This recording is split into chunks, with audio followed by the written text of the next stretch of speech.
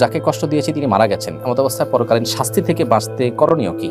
যাকে আপনি কষ্ট দিয়েছেন তিনি যদি মারা যেয়ে থাকেন, তাহলে সেক্ষেত্রে পরকালীন শাস্তি থেকে বাঁচার জন্য আপনি তার জন্য আল্লাহর কাছে দোয়া করবেন, বেশি বেশি করে তার গুনাহের মাগফিরাত কামনা করবেন, মাফ চাইবেন তার পক্ষ হয়ে, এবং তার পক্ষ থেকে সাদাকা করবেন, এবং এমনভাবে নেক আমল করবেন যাতে আল্লাহ তাআলা পরিপূর্ণ আপনার উপর সন্তুষ্ট হয়ে যায়। তাহলে আল্লাহ তাআলা আপনার পক্ষ থেকে ওই ব্যক্তিকে কিয়ামতের সন্তুষ্ট করবেন। এরকম বিভিন্ন বর্ণনা পাওয়া যায় যে কিছু মানুষের অধিকার আল্লাহ তাআলা কিয়ামতের ময়দানে ওই যে ব্যক্তির কাছে রয়ে গেছে সেই ব্যক্তিকে ডেকে তাকে আল্লাহ তাআলা মাফ করে এর অধিকার আদায় করে নেবেন।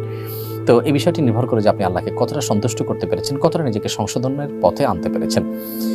হাসানুল সিয়াম আপনি লিখেছেন, শুনেছি কেউ নেশাগ্রস্ত হলে 40 দিন ইবাদত কবুল হয় না। এখন প্রশ্ন হলো, কেউ নেশা করার পর 40 দিন না হওয়ার আগেই যদি তার ভুল বুঝতে পারে এবং তওবা করে ফিরে আসতে চায়, তবে কি সে ইবাদত করতে পারবে? প্রথম কথা হলো, ইবাদত তো করতেই হবে তাকে। পারবে মানে কি? ইবাদত করতে শুধু পারবে না, ইবাদত করাটা তার জন্য আবশ্যক।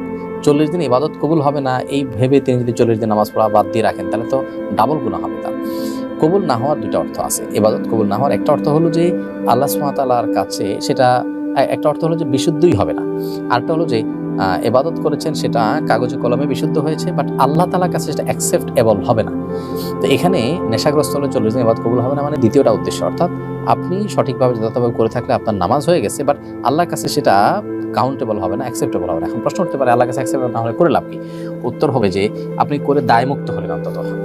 আপনাকে আল্লাহ নির্দেশ করেছেন, নির্দেশ পালন করেছেন, সেই কাজটা অন্তত হয়েছে। আল্লাহ কবুল কি করলেন না সেটা তো আরেকটা বিষয়।